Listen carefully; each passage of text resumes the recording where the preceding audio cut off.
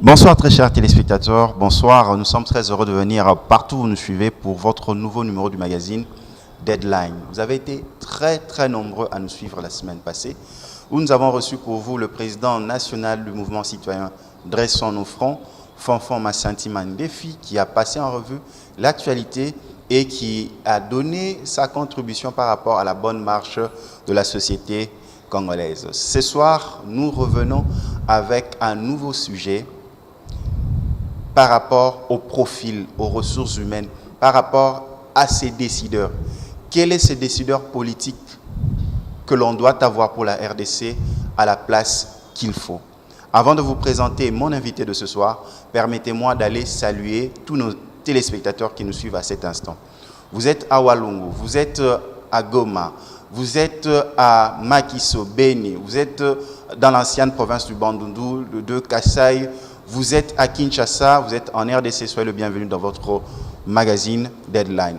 Vous êtes partout en Afrique, de l'Est à l'Ouest, vous êtes du Nord au Sud, soyez le bienvenu. En Europe, vous nous suivez en Suisse, en France, en Belgique, en Allemagne, soyez le bienvenu. En Amérique, vous pouvez nous suivre au Brésil, Rio Grande do Sul ou Rio de Janeiro. Vous pouvez nous suivre aux États-Unis, à Dallas où nous avons de la famille. Vous pouvez nous suivre à New York. Vous pouvez nous suivre au Canada, Québec, Vancouver. Soyez le bienvenu dans votre nouveau numéro du magazine Deadline. Vous pouvez aussi suivre ce numéro sur nos réseaux sociaux en allant sur Sanfoyan Katende TV sur notre chaîne YouTube, ou suivre Kin24 aussi sur le bouquet Orao Télécom. Vous pouvez aussi liker l'émission de ce soir sur notre page Facebook Deadline. Vous êtes en Australie, vous êtes en Inde, vous êtes en Chine, soyez le bienvenu. Et sans plus tarder, je vous présente mon invité de ce soir. Bonsoir Paul Martin Moutanda, CEO de Systémage. Bonsoir. Bonsoir mon frère Katende, comment allez-vous? Très bien, et vous-même? Très bien, Dieu fait grâce, merci. Merci de nous accueillir au siège de Systémage ici en RDC. Non, prie. Ce soir, nous allons parler d'un point très important, le leadership. Parce que c'est le leadership qui donne la vision de l'avancée d'une entreprise, d'un pays, d'une organisation. Tout à fait. Comme vous le savez, la République démocratique du Congo a son 5e président, son Excellence Félix Antoine Tshisekedi Tshilombo. Tout à fait. La RDC a plus de 50 ans d'indépendance, mais hélas, nous n'avons pas pu décoller. Okay. Cette fois-ci, nous venons auprès de Systémage pour orienter ces décideurs, parce que le président vient de totaliser d'ici là plus de 3 mois en fonction. Comment orienter notre société congolaise du point de vue vision politique pour que nous puissions avoir un bon leadership? Pour commencer, vous êtes CEO de Systémage, on l'a dit. Oui. Qu'est-ce que nous devons comprendre par Systémage? C'est un nouveau mot? C'est quoi le concept?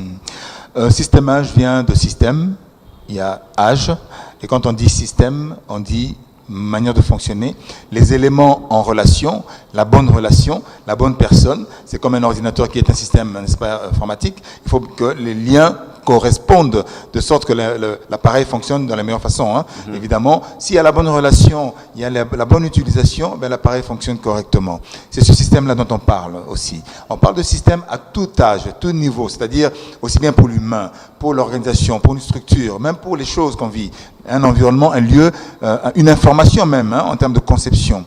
Tout ça sont des systèmes. Donc à tout niveau, à tout âge, pour toute personne et dans toutes circonstances, je veux dire. C'est ce qui fait qu'on dit systémage, c'est ce qui fait qu'on apporte une manière de fonctionner adéquate à tout âge.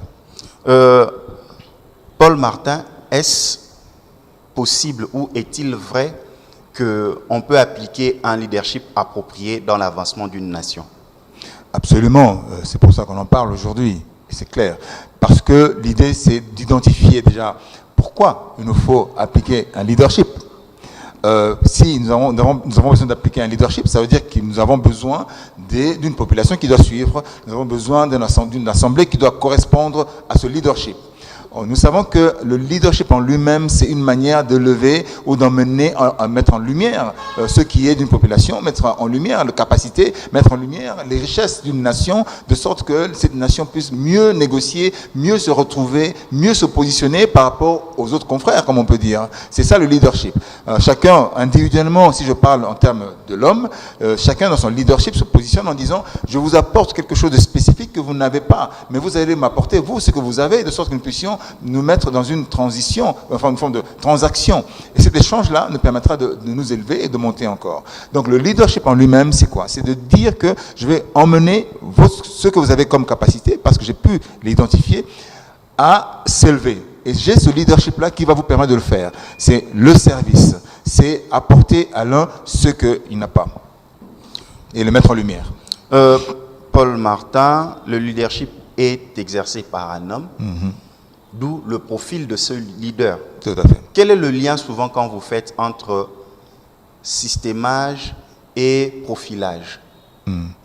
Systémage et profilage. Systémage, en fait, identifier l'individu, identifier la fonction, identifier le leader en fonction du plan dans lequel on est, en fonction de l'environnement dans lequel on est. Un bon leader doit aussi identifier la bonne population, sa place, etc. Donc, systémage, c'est un système qui fonctionne avec le bon leader à sa bonne place. Et le leadership, c'est de dire ce que moi, j'apporte au mieux pour une nation ou pour un système. Et c'est ce que moi j'apporte qui fait mon leadership. Chacun à son niveau a un leadership, mais en termes national, dans notre pays, nous avons un leader que nous devons suivre, et ce leader-là se positionne à une forme d'auteur qui permet en fait à chacun de s'identifier et de monter vers lui. Donc il va nous élever, nous pousser. Et donc leadership dans lequel nous parlons systémage, c'est de dire assembler autour du leader tous les éléments de manière bien positionnée, bien structurée, de manière ingénieuse, on doit le dire, pour que le leadership soit porté. Rappelez-vous que le leader, c'est celui qui est porté, même si c'est lui qui tire, parce que s'il est porté, ça veut dire qu'il continue à attirer les autres. C'est pour ça que tout le reste doit porter ce leader. Pour que le leader soit porté, il lui faut mettre en place un assemblage de manière beaucoup bien systémique, qu'on peut l'imaginer, pour l'aider à monter, à s'édifier et à édifier les autres. Très chers téléspectateurs, de partout vous nous suivez au monde, à cet instant sur Kin 24 Télévision, dans votre magazine Deadline, je vous prie, avec beaucoup d'humilité et de simplicité, de prendre un bloc-notes et de sortir votre stylo pour que vous puissiez écrire ce qui va sortir de Paul Martin Mutanda, CEO de Systémage, qui pourra aider un leader politique, un décideur politique. Nous avons des gouverneurs, nous avons un président de la République, nous avons les ministres, ainsi de suite. À la place qu'il faut, la personne qu'il faut. Ma question, lorsque l'on parle de la nation, elle est guidée par une stratégie politique mise en place par les décideurs politiques. Tout à fait. Nous avons le président de la République qui a ses collaborateurs, à commençant par son propre cabinet, où vous trouvez un directeur de cabinet et ses deux adjoints, deux d'Urtaba, et nous continuons plus loin, il y aura un gouvernement conduit par un Premier ministre.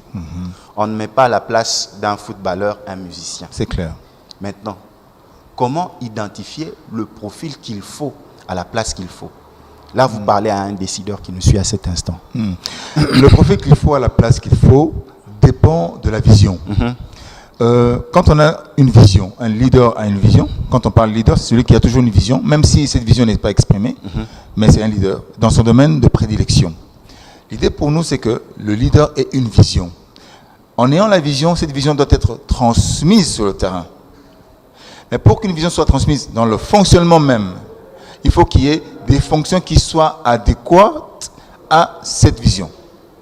Et ainsi, on commencera à mettre les opérations en place qui permettent d'aider le leadership et cette vision à se mettre en place. Pour nous, quand on parle un leadership ou bien un leader du pays, d'une nation, qui doit mettre son cabinet en place, c'est qu'il y a d'abord l'écriture de la vision, qui est souvent la première chose à faire, et ensuite en termes de portefeuille, emmener tous les projets à mettre en place, mais sous quelle forme? Sous la forme de fonctions et d'opérations. Mais si les fonctions que nous mettons en place ne correspondent pas aux objectifs visés par la vision, nous ne pourrons pas opérer sur le terrain réellement pour atteindre ces objectifs. C'est pour ça qu'on parle souvent de 4 éléments principaux. Pour toute chose, toute vision, tout individu, on parle d'abord d'un système dans lequel on est. Quel est l'environnement dans lequel on fonctionne? Avec qui? Avec quoi? Comment? Quelles sont les relations qui régissent quelque part ceux qui fonctionnent dans ce système? Il y a les informations, il y a les lieux, il y a les choses, etc. Il y a l'argent et toutes les ressources. Quel est le système qui fonctionne? On identifie déjà l'environnement. Et cet environnement-là nous permet de dire avec qui on est. Ça, c'est le deuxième point. Donc d'abord, il y a l'environnement qui est le système, l'organisation. Ça, c'est le premier élément. Deuxième élément, c'est tout ce qui est les personnes qui... Parce que c'est comme l'individu, c'est le facteur déterminant, c'est l'homme, parce que nous parlons de l'homme. Tout à fait. Savoir à qui on a affaire. Donc déjà là, on commence à toucher un point sensible. Qui est qui? Je m'explique. Qui produit quoi réellement? Parce qu'on peut être qui on veut. Je peux avoir mon titre de je ne sais pas qui, président ou directeur ou bien roi. Mais je produis quoi en tant que roi? Est-ce que ce titre n'est qu'un titre nominatif ou bien c'est vraiment un fonctionnement que j'ai au fond de moi? Et donc je dois identifier la personne en tant que fonctionnement. S'il vous plaît, je ne vous interromps pas. Vous Oui. voulez dire que c'est la personne qui fait la fonction ou bien c'est la fonction qui fait la personne? Non, la fonction fait la personne. Ok. Parce que la fonction fait la personne, c'est pour ça qu'on dit identifier l'individu, l'identité qu'on est. Mais pour savoir qui on est, on sait comment on fonctionne. C'est ce caractère-là, en fait, qui va nous donner notre identité. On peut avoir une identité, comme on dit, sémantique dans l'idée, on dit, ok, philosophique. On dit, je suis un homme, je suis enfant de Dieu, je suis un président. C'est philosophique, n'est-ce pas? Mais concrètement, ce qui va faire de moi, mon identité, c'est comment je fonctionne. Ok. Par exemple, je prends un cas, on veut nommer des gouverneurs dans des provinces. Oui. Les partis donnent des quotas. Prenez celui-ci au nom de celui-là. Oui. Donc, vous voulez dire que cette approche n'est pas nécessairement apte à faire valoir le leadership parce que la personne n'aura pas nécessairement les compétences qu'il faut pour remplir ce fonction de gouverneur, par exemple. Vous avez répondu à la question. Parce que si la personne a été prise, entre guillemets, triée sous le volet, sans les critères du gouverneur ou du gouvernorat, ben, ça sera l'individu, ça sera l'image de l'individu. Ça sera ce que la personne, les capacités peut-être financières ou de communication de l'individu, certes, parce que ça fait partie aussi du jeu, n'est-ce pas? Savoir communiquer, savoir convaincre, savoir vendre son idée, savoir négocier, n'est-ce pas? Ça fait partie de ça. Mais le fonctionnement, c'est plutôt ce que fait l'individu, ce que fait le caractère. Les caractères, pour moi, c'est une forme de caractéristique. Quand vous achetez une voiture, quand vous achetez un appareil, vous achetez selon les caractéristiques qui vous conviennent. Maintenant, si les caractéristiques ne vous conviennent pas, les critères ne permettent pas d'identifier la bonne personne qui corresponde à cette place. Donc, il faut que l'aspect gouvernorat, c'est quoi? C'est permettre à l'individu de collecter. Un gouverneur, c'est celui qui sait collecter la bonne ressource, la bonne personne, la bonne information, les bons résultats, la bonne solution. Il collecte tout ça et puis les oriente pour être un bon intendant. Si on n'est pas un bon intendant, comment est-ce qu'on peut être appelé gouverneur? Ça, ce sont les fonctions qui régissent le gouvernorat. Mais si je n'ai pas ces fonctions, je vais opérer comment sur le terrain? Ce qui fait qu'à un moment donné, nous sommes gouverneurs, mais nous fonctionnons comme une famille. Nous sommes présidents, mais nous fonctionnons comme un chef d'entreprise. C'est possible, c'est bien aussi, mais le leadership, tout ce qui est gouvernance, c'est pas forcément l'entrepreneur, c'est pas forcément, comme on dit, un administrateur, c'est pas forcément, comme on dit, un dirigeant d'entreprise. Certes, il y a la perception que toute entreprise doit être rentable. Il faut chercher le profit, la productivité, la richesse, mais la fonction qui pose le caractère incontournable, le caractère inchangeable de ce rôle qui est le leader, gouverneur ou président, ben c'est ce caractère-là qui doit être forgé. Si, au départ, je ne l'ai pas, je peux identifier ces critères et puis m'en former. Et si je me forme maintenant à ces critères-là, je peux commencer à opérer. Vous voyez, non? Opérer selon. Donc, j'ai la fonction qui régit, et puis je vais commencer à opérer. Mais si je ne sais pas quelle est mon identité, si je ne sais pas quelle est la fonction qui régit mon titre, je ne pourrai pas opérer. Là aussi, ceux qui disent que j'apprends à conduire mon véhicule en conduisant. Par exemple, souvent nous voyons dans des partis politiques, on prend un président de regroupement politique, on dit, bon, pour récompenser son combat politique. Il a été à l'opposition. Voilà, faisons-lui tel. On le fait par exemple ministre. On le nomme ministre ou soit chef de gouvernement. Et quelle est leur astuce? On va s'entourer des collaborateurs, conseillers, tout ce que vous voulez, consultants. Et après, il y a souvent ce slogan, nous apprendrons à conduire en conduisant. Est-ce que vous, en tant que coach, en tant que formateur, cette manière de procéder, elle est toujours bonne? Parce qu'aujourd'hui, 50 ans après l'indépendance, on a eu des hommes d'État, on a eu des responsables politiques, mais on est passé à côté parce qu'on refusait d'admettre l'apport des compétences sur le plan ressources humaines. Elle est bonne à la base, mais quand on dit il faut gérer les ressources qu'on a autour de soi, il faut pouvoir les identifier, il faut avoir les bons profils, il faut avoir le bon fonctionnement pour avoir une équipe. C'est comme si on dit, j'ai mon esprit, j'ai ma tête, il faut que j'ai les bons bras, les bonnes jambes, pour faire levier, n'est-ce pas, pour décoller. Vous disiez tout à l'heure, on ne décolle pas forcément. Pourquoi? Parce que pour décoller, il faut déjà qu'on ait des jambes, afin qu'on soit maintenant dans un instrument qui nous fasse décoller.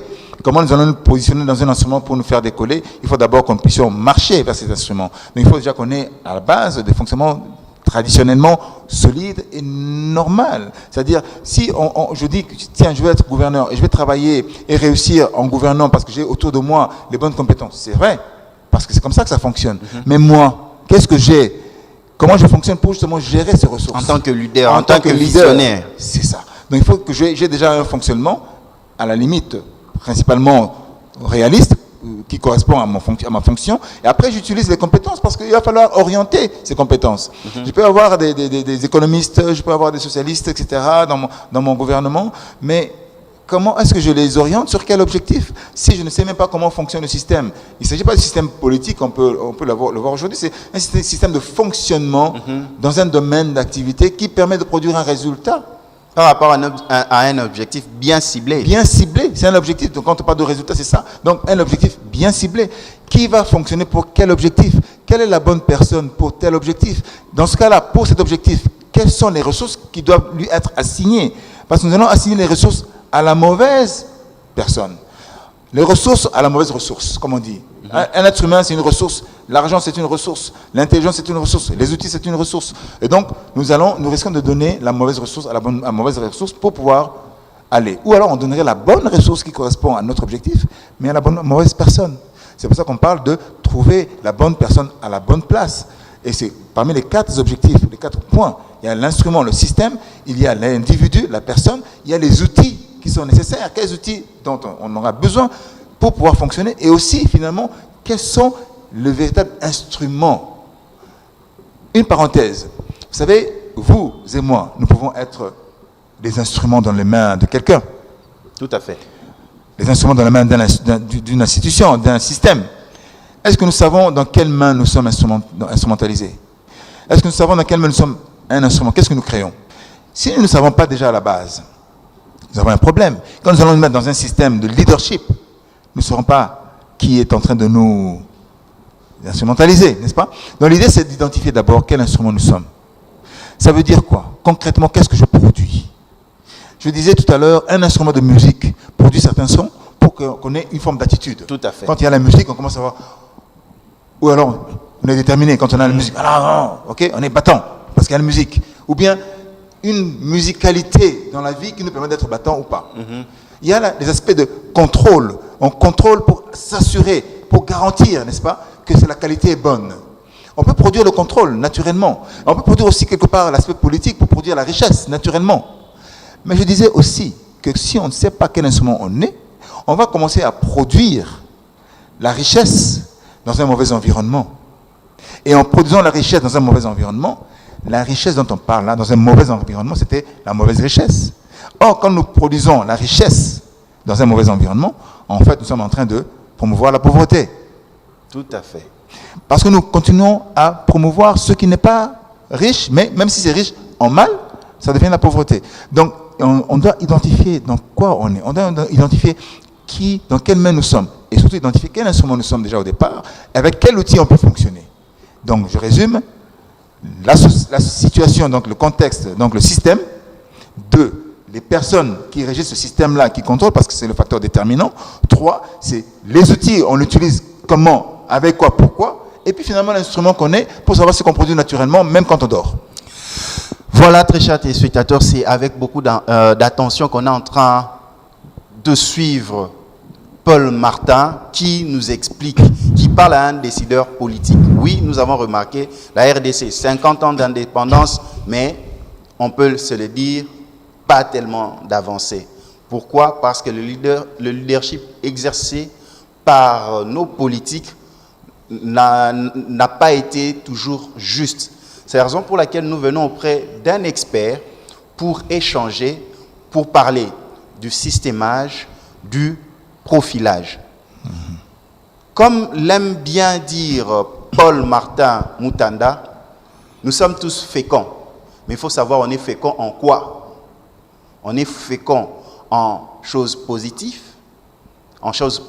ou on est fécond en choses négatives.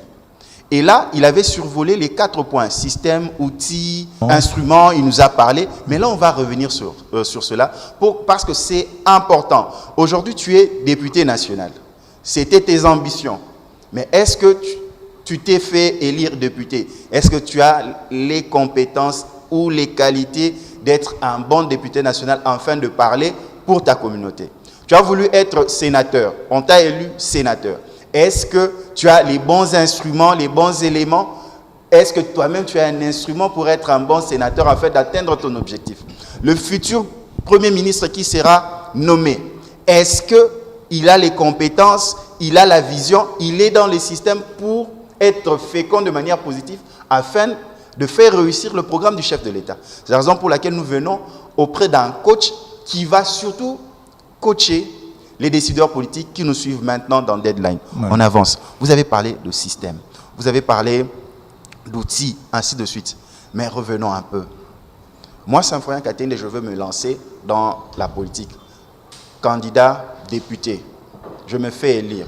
Mais il y a une chose, souvent on le fait en tâtonnement. On se dit, ah, j'ai un flair, je peux être député cette année. Oui. Mais avant cela, avant de se donner un objectif, est-ce qu'on ne peut pas voir en nous les compétences, les aptitudes qu'on a? Comment identifier cela pour dire que non, je peux être médecin à la place d'être député? Comment vous expliquez-nous cela? C'est simple. J'ai une fonction et j'ai une compétence et j'ai un talent. La compétence, je l'ai acquise, n'est-ce pas, avec le temps, où j'ai appris, on m'a appris une manière de fonctionner. Il y a la fonction. Quand je suis, ce que je produis naturellement, ça se fait naturellement. Mais il y a le talent que j'exerce et que, entre guillemets, j'arrive à être une solution pour d'autres.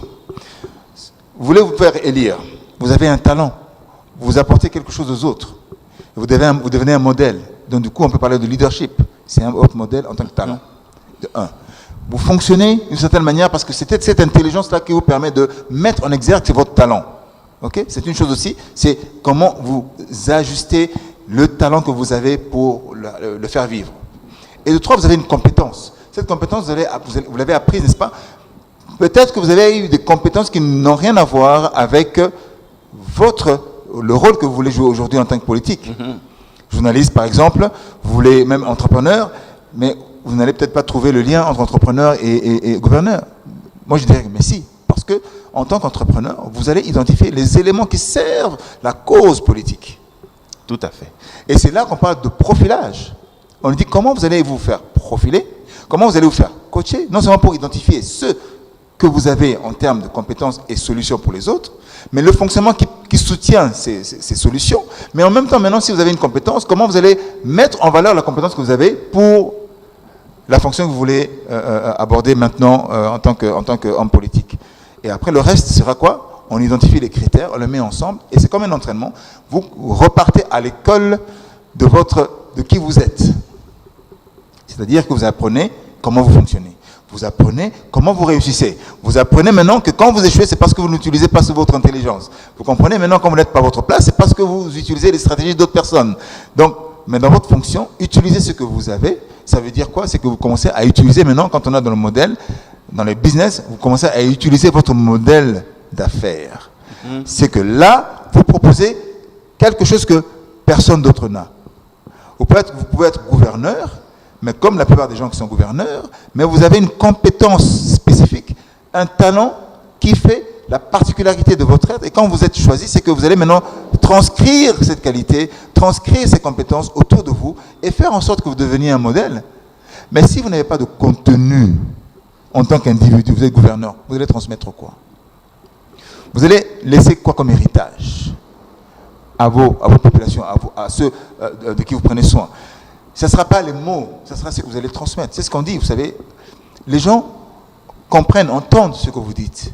Mais les gens vivent ce que vous êtes. Ce que vous transmettez, c'est ce que vous êtes réellement. Et donc, s'il y a un vide en fond de soi, ben, on va transmettre le vide à la population. Et donc, du coup, une frustration, et puis les gens ne savent pas où ils vont, ils sont un petit peu perdus, ils n'ont pas de repères, etc. Alors que nous permettons aux gouverneurs, aux hommes politiques, aux leaders d'être élus pour qu'ils deviennent nos repères. Mais sur quelle base ils vont être nos repères? Si le contenu n'y est pas, si c'est juste le titre. Donc, c'est pour ça qu'on parle de l'école. Aller comprendre comment gouverner. On est déjà gouverneur, ça n'empêche pas, on est déjà en fonction. On commence à avoir un coach qui vous permet de pouvoir mettre autour les compétences qu'il vous faut, d'organiser, vous devenez un meneur d'hommes, meneur de nations, vous commencez à être un entrepreneur des projets des hommes que vous êtes en train d'entourer, et vous commencez à être un metteur en œuvre des projets qui sont proposés par vos hommes autour. Vous commencez à élever, à mettre en lumière les gens qui doivent être positionnés de sorte qu'ils puissent être encore plus des modèles, vos modèles, qui puissent être vos disciples, parce que c'est ça la réussite. Tout à fait. La réussite, c'est que quand on commence à avoir des disciples, on commence à réussir. On peut avoir réussi, tiens, je suis devenu président, certes, mais est-ce que j'ai des disciples qui me correspondent, qui vont défendre mes intérêts, mais qui fonctionnent comme moi? Mais si des gens doivent fonctionner comme moi en tant que disciple, c'est qu'ils doivent avoir le contenu de mon histoire, le contenu de ce que j'ai écrit. Comme j'ai écrit mon histoire aujourd'hui, il faut qu'ils aient une part de leur histoire aussi dans la mienne, parce qu'ils deviennent mon disciple. Et c'est dans ce sens-là qu'on parle de leadership réel. Et donc on parle de formation, on parle de coaching, on parle d'accompagnement, et on parle de critères pour pouvoir mettre en place des choses qui fonctionnent sur le terrain. Paul Martin, oui. Vraiment, ça nous impressionne parce que même nous qui sommes sur le plateau, nous découvrons. Mais est-ce qu'il n'y a pas d'approche simpliste en soi-même? Tu évalues les forces et faiblesses en toi, tu te dis, je suis apte à ça et pas apte à ceci. Est-ce que c'est possible de le faire? Cette manière-là, tu compares un peu tes points et tes faiblesses pour avoir un profil, tu te regardes, tu dis, non, par rapport à ce que je viens d'énumérer comme forces et faiblesses, sûrement, je ne suis pas bien en tant que député national. Je serais bien, par exemple, en tant que, prenons le cas, ministre. Oui. C'est une façon de voir qui peut être une forme de ce qu'on appelle prendre ses responsabilités. Et en même temps, vous savez que quand on est au pouvoir, ça c'est un peu le caractère humain, hein, c'est un peu le fonctionnement humain, on veut plutôt utiliser le pouvoir pour s'améliorer. On ne veut pas lâcher le pouvoir, on ne veut pas lâcher sa position. On ne prend pas forcément nos responsabilités dans ce cas-là. Mais bon, ceci dit, c'est naturel, c'est humain. Allons dans le sens où j'ai le pouvoir et je veux le garder. Tout à fait. Qu'est-ce que je veux faire dans ce cas-là? Je sais que je suis bon pour être ministre, pas pour être gouverneur, par exemple. C'est que moi, je veux faire. Je vais travailler sur mon influence. Je vais travailler sur le pouvoir que j'ai. Je vais travailler sur les compétences de gouverneur. Parce que gouverner, c'est quoi? C'est faire l'intendance. Gouverner, c'est quoi? C'est de savoir organiser les ressources. Organiser les ressources pour que tu puisses jouer le rôle de ministre. Tout à fait. Et quand tu arrives à le faire, ça veut dire quoi? Tu es dans ta position. Même si tu restes gouverneur, tu as un rôle de ministre. Parce que c'est ça le but. C'est quoi être ministre? C'est quoi être gouverneur? Ministre, c'est dans un gouvernement, n'est-ce pas? Tout à fait. Ministre qui défend un portefeuille, qui défend un département. Oui, tout à fait. Et tu représentes ce département-là, n'est-ce pas? Mais quand on est gouverneur, on peut être gouverneur tout en travaillant avec quelqu'un qui représente un portefeuille, n'est-ce pas? Tout à fait. Donc, on sait comment on fonctionne parce qu'on a les critères, on a les éléments. Donc, tout ça, c'est possible, évidemment, de dire, tiens, je reste gouverneur, mais je joue le rôle du ministre parce que j'ai une influence dans le ministère de ceci, de l'éducation, ou bien des finances, ou de l'économie, parce que je fonctionne quoi, quelque part naturellement parce que j'ai appris à contribuer. C'est ça qu'on appelle le service. Je rends service parce que je sais que je peux apporter quelque chose aux autres. Nous n'allons pas entrer en polémique. Oui. Aujourd'hui, il y a l'engouement. Oui. Nous allons parler aussi de la femme. Hein. Par rapport au candidat, la candidature des présidents à la tête de l'Assemblée nationale, nous avons par exemple une femme, Madame Janine Mabunda, et d'autres challengers. Vous, en tant que coach, en tant que leadership, nous le savons bien qu'en RDC, nous n'avons jamais eu des femmes à des postes très élevés et très importants de décision. Nous n'oublions pas qu'il y a un combat pour la femme. La femme veut s'émanciper, la femme veut qu'on puisse la reconnaître. Jusque-là, on n'a jamais eu d'héroïne femme, mais on en a tant d'héros hommes. Mais chez les femmes, on peut citer l'équipe Panvita, ainsi de suite, jusqu'au Sophie Kanza, ils n'ont pas eu cette capacité. Maintenant, ma question est celle-ci. En ressources humaines, en tant que leadership, est-ce que l'engouement d'un combat pour prétendre à un poste peut, comment je peux dire, altérer la meilleure vision dans les ressources humaines, par exemple, être président de l'Assemblée nationale par une femme? Évidemment, ça peut altérer parce que c'est un combat. Vous voyez, quand c'est un combat, peu importe, hein, que j'ai raison ou pas, moi je vais gagner. C'est la loi de la jungle, comme on dit. C'est pas parce qu'on est compétent. Et des fois, le Dieu ne donne pas forcément la victoire aux intelligents. Hein. Il donne peut-être même pas la victoire aux plus agiles. Non, il donne, c'est la sagesse, parce que lui mérite la victoire. Donc, c'est un combat. Donc, ceci peut altérer justement la finalité ou les résultats. Mais ce qui me remonte là, le plus important dans ce que vous me dites, c'est que c'est le langage. Si moi j'aime me battre pour un système, pour une position, pour un rôle, je dois adopter un langage correspondant à ça. Et c'est pour ça qu'on parle d'éléments de langage qui nous permet en fait de pouvoir mieux promouvoir notre position. Et dans ce que système je fais, parce qu'il s'agit souvent d'emmener au changement, d'emmener à gérer ce changement, d'emmener à utiliser le bon protocole, d'emmener à vendre son idée, parce qu'il faut vendre à la population, il faut vendre au comité, il faut vendre, il faut convaincre, c'est ça un peu le but, il faut convaincre. On convainc avec un langage spécifique corporel ou verbal qui nous permet en fait d'atteindre notre but. Le but c'est quoi? C'est qu'on touche. Quand on a touché, on peut maintenant commencer à prendre les moyens, utiliser les moyens pour pouvoir monter et réussir notre objectif. Et après, quand on a réussi notre objectif, on va maintenant commencer à faire des disciples. Parce que vous savez, pour pouvoir gagner seul, on n'y arrive pas. Mais on aura gagné parce qu'on aura des disciples qui vont nous représenter partout où ils iront. C'est la véritable réussite. C'est pour ça qu'on parle de disciples-là. On dit, pour que je devienne président, il faut que j'ai des gens qui me représentent partout. De sorte que ceux qui vont me représenter vont tellement se battre pour moi, mieux me représenter, que les autres n'auront pas le choix que de me lire. C'est le langage. Quand j'ai le langage de mon modèle, ben je deviens un véritable disciple. Tout à fait. Maintenant, quel est le langage que les gens utilisent pour prétendre à monter ou à gagner une position ou un ministère? Quel est le langage qu'ils utilisent? Et donc, le langage adopté pour proposer et même convaincre peut faire la différence pour atteindre ses objectifs. Donc, en utilisant le langage humain, on ne peut pas répondre aux besoins de ceux qui ont besoin d'outils pour pouvoir exercer et avancer. Et répondre aux besoins humains. Si on dit, voilà, il faut ceci, il faut cela, certes, mais de quoi, qu'est-ce que nous allons utiliser comme outil pour réussir? La même chose, comme on parlait tout à l'heure, si moi, je ne suis pas dans le bon système, et qu'on on m'aide pas, on ne me forme pas à être dans le bon système, parce qu'on est enfant quand on grandit.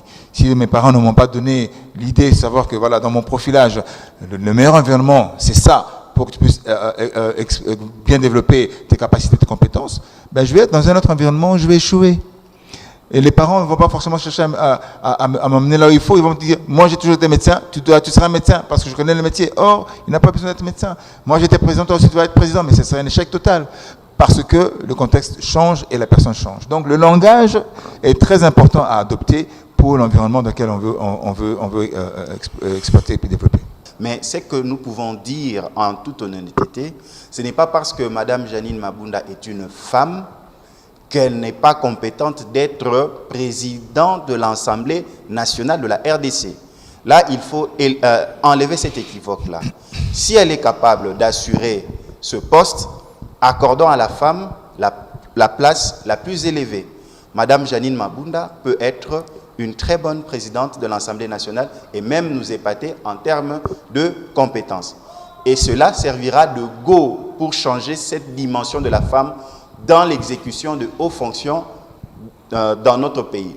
Donc l'égalité de chances doit être de rigueur en RDC.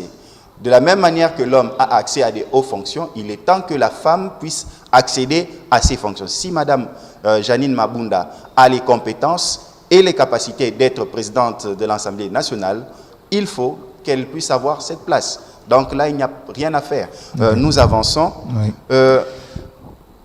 Nous entamons déjà la dernière ligne droite de nos échanges, si important. Oui. Partout, on est en train de nous suivre, les décideurs politiques, ceux qui sont dans les partis politiques, dans les mouvements citoyens, ils apprennent peut-être des informations qu'ils n'avaient pas, parce que l'on chasse les barrières de l'ignorance en acquérissant de nouvelles connaissances, en posant des bonnes questions. Souvent, on dit que l'opportunisme tue l'opportunité.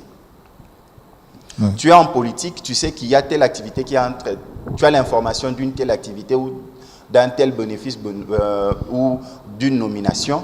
Tu ne veux pas mettre à la place la personne qu'il faut. Tu te dis non, cela doit être réservé à mon parti politique. Or, celui qui place quelqu'un là-bas, il se dit waouh, mais je ne comprends pas, ils ne sont pas compétents. Or, c'est la mauvaise personne. Tu as tué l'opportunité de bien faire à cause de l'opportunisme. Qu'est-ce que vous pouvez nous en dire par rapport à cela? Là, on parle de pouvoir. On parle d'un domaine qui est déjà sous contrôle, entre guillemets. Et à partir du moment où un groupe, un individu contrôle une poste, un pays, un lieu, un état-major, tout ce qui doit régir cet état-major doit venir de celui qui a le pouvoir. Maintenant, pour accepter, admettre, avoir la bonne personne, ben c'est la personne qui doit savoir utiliser les outils qui lui permettra de choisir la bonne personne. Donc le leader doit s'acquérir justement des outils, de cette expertise, ou même des conseillers, comme on dit, des véritables conseillers qui l'aident à choisir la bonne personne dans son parti, si on peut dire ainsi. Parce que le but, c'est de garder le pouvoir. Mais pour ça, il faut trouver la bonne personne.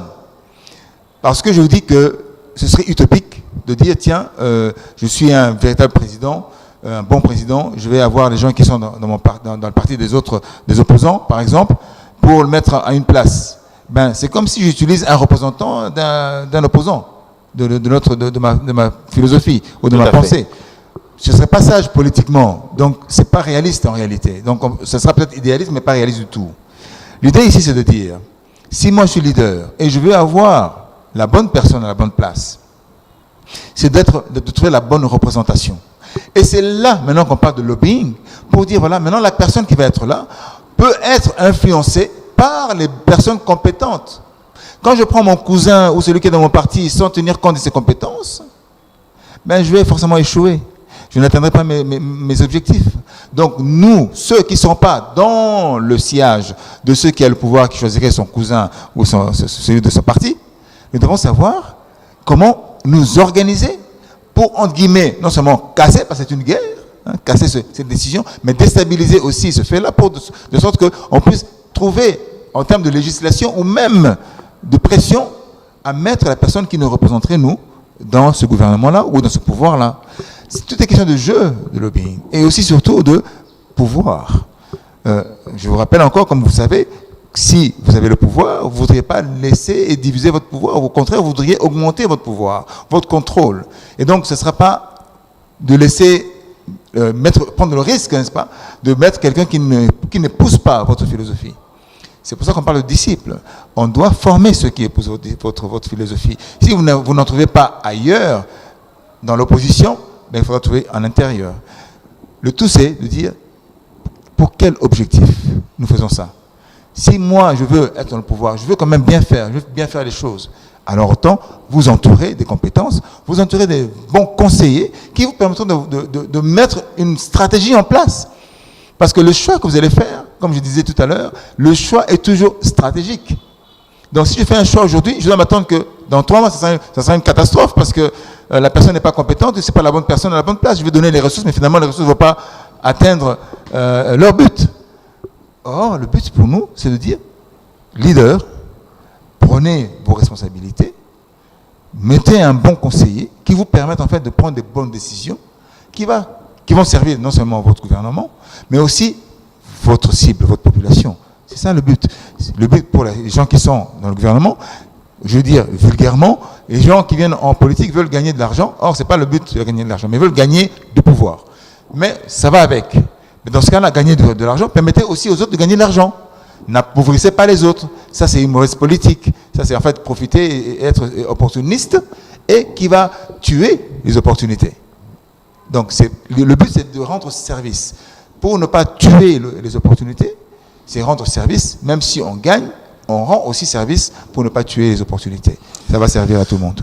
Voilà, nous entamons la dernière ligne droite de nos échanges. Nous avons reçu pour vous ici, sur ce plateau de Deadline, Paul Martin Moutanda, CEO de Systemage. Avec lui, nous sommes en train de parler du profil du décideur politique qui aide le pays à émerger. Nous l'avons constaté, nous avons un 5e président, son Excellence Félix Antoine Tshisekedi Tshilombo.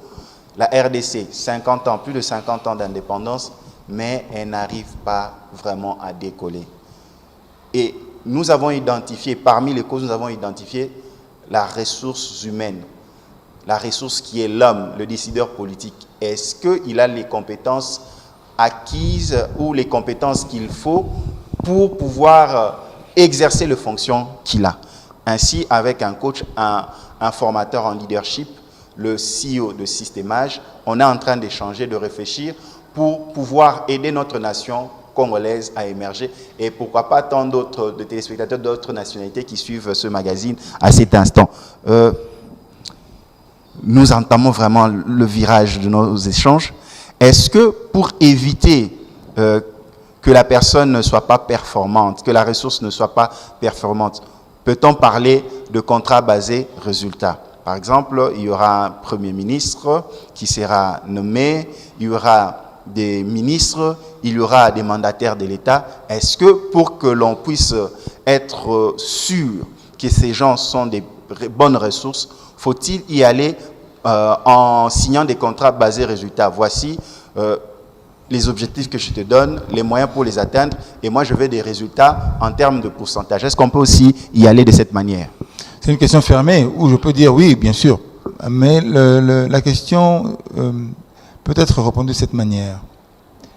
Je suis le leader et je vais atteindre les objectifs. Je dois fonctionner selon la culture de mon pays. C'est ça, hein? Nous sommes Congolais, Africains, nous avons une mentalité. Si nous voulons fonctionner comme les Européens, nous n'avons pas l'éducation de cette culture. L'erreur que nous faisons, c'est d'utiliser les modèles qui ne nous correspondent pas. Et ce que je dois donner comme opportunité, n'est-ce pas, dans ce pays, c'est de dire, pour atteindre des résultats, hein, j'entends, hein, toujours la même optique, c'est que je dois commencer par éduquer la population à sa culture. Comme ça, l'identité du Congolais va émerger. Et de sorte que maintenant, dans cette immersion, il n'y aura que l'objectif qui va être recherché. Et en autre coup, ça sera sur la base des résultats. Et tout ce que nous allons mettre en place comme contrat, tout ce que nous allons mettre en place comme alliance, sera lié à notre croyance, l'éducation que nous avons. Vous savez, c'est ça qui fait la législation aujourd'hui. C'est ça qui fait notre pays, parce que nous n'avons pas été éduqués dans notre propre culture, dans notre fonctionnement. Donc les résultats que nous allons obtenir ne seront pas du tout probants. Pourquoi? Parce que nous cherchons des résultats, je dis comme ça, européens pour les besoins africains ou les besoins congolais. Nous cherchons les solutions togolais pour les problèmes congolais. Ça ne marchera pas parce que nous fonctionnons différemment. Nous avons une mentalité différente. C'est pour ça qu'on parlait de changement de mentalité. Ce changement de mentalité, c'est d'abord apprendre sa culture, avoir l'éducation de sa culture, et puis avoir la bonne école qui nous permet de pouvoir être la bonne personne, et ensuite commencer à nous fonctionner comme ça. Et quand je vais me présenter pour proposer quelque chose, chacun de nous va être dans l'objectif résultat. Et même après l'approche va être résultat. Qu'est-ce que vous allez proposer? Qu'est-ce que vous proposez? Qu'est-ce que vous apportez comme solution? Ça. Comment est-ce qu'on peut évaluer ces solutions? Comme ça. En combien de temps on peut atteindre ces solutions? Et puis si vous n'atteignez pas vos objectifs, qu'est-ce qu'on fait? J'assume les responsabilités. Par exemple, ça c'est orienté objectif. C'est pour ça que la détermination nous emmène à atteindre l'objectif. Mais la décision, ça nous permet de pouvoir focaliser sur cet objectif-là. Mais pour l'atteindre, c'est la détermination. La détermination, c'est le caractère. Mais pour manifester ce caractère, il faut avoir la connaissance de soi. Il faut avoir la connaissance de son intelligence. Il faut avoir la connaissance de son fonctionnement, de son programme. Sinon, on n'est pas déterminé. On va faire ça, vaille que vaille. On n'arrivera pas, ça sera à l'à peu près. Et nous ne serons même pas ceux que nous sommes en train de créer ni de produire. Voilà un petit peu ce à quoi je peux répondre. Paul-Martin Moutanda, c'est déjà la fin de nos échanges. Qu'est-ce que nous devons retenir de votre passage ici dans Deadline? Profiler, assembler, avec systémage. Il faut commencer déjà maintenant, dès maintenant, où que l'on soit, à identifier l'environnement dans lequel on est. Tout à l'heure, on a parlé de l'environnement congolaise. Vous avez vu les compétences qui nous manquent. Si on voit toutes les intelligences sur les 6000 personnes que nous avons pu profiler, vous voyez les lacunes que nous avons. Et même dans la prise de décision, même dans la construction du pays. L'idée, c'est de construire un pays, mais pour le construire, il faut avoir les hommes qui vont construire. Mais pour avoir les hommes qui vont construire, il faut avoir le bon profil. Tout ce qu'on peut parler, tout ce qu'on peut dire, c'est profilage, profilage et profilage. Un mot sur systémage, pour vraiment mettre fin, clore nos échanges. Systémage en tant que cabinet conseil et études, c'est vraiment un partenaire pour assembler de la meilleure façon toutes les structures pour atteindre l'objectif visé. Si vous avez des objectifs, c'est systémage. Comment les atteindre? C'est systémage. La meilleure stratégie, c'est systémage. Donc on parle de systémage qui est stratégie à la hauteur du champion, et ce sont des stratégies personnelles et professionnelles. Merci beaucoup de nous avoir reçus. Merci à vous. Très chers téléspectateurs, nous avons parlé du profilage dans un systémage. Chaque système a un profil adéquat. Des fois, si nous passons à côté de nos visions, de nos rêves, nous n'attendons pas nos rêves parce que nous n'avons pas le bon profil dans le système adéquat. C'est la raison pour laquelle nous avons reçu pour vous Paul-Martin Moutanda, CEO de Systémage, afin de conscientiser nos leaders politiques dans les choix qu'ils font à travers le profil qui tient compte du système dans lequel ils évoluent. Vous avez aimé ce magazine? Suivez-le à volonté sur notre page YouTube Sanforia Katende TV. Abonnez-vous à notre page Facebook Deadline. Si vous avez raté ce numéro, ce dimanche à 22h30 sur Kin 24 Télévision, rattrapez-vous le jeudi à 14h juste pour resuivre, réécouter le CEO de Systémage, Paul-Martin Moutanda. Quant à moi, je vous dis à la prochaine. Merci. Merci beaucoup. Merci beaucoup, M. Gandene.